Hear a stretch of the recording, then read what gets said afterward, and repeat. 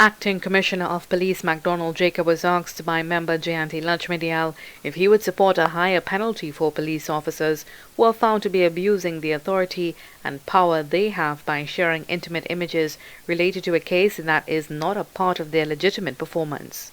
An officer, if found guilty, will definitely be out of the job. Sure. Right? So other than the stiff penalties that I'm seeing here, there are other consequences.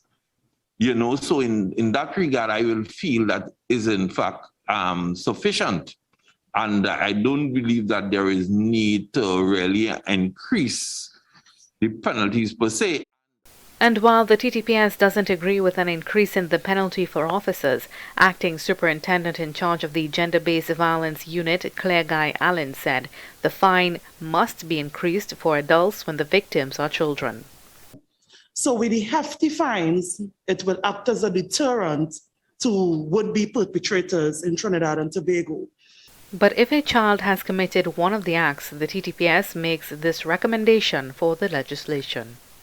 We would like to see where the fines are not so hefty and there's a sort of rehabilitation and, a process to bring that child back into society where that child will not be recommitting these acts. Anyone who seeks sexual gratification or causes upset by spying on someone engaged in a private act or takes and shares intimate images without consent will face imprisonment and a hefty fine under the bill.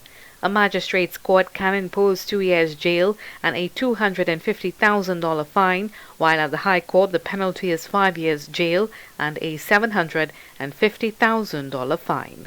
Mahalia Joseph-Wharton, TTT News.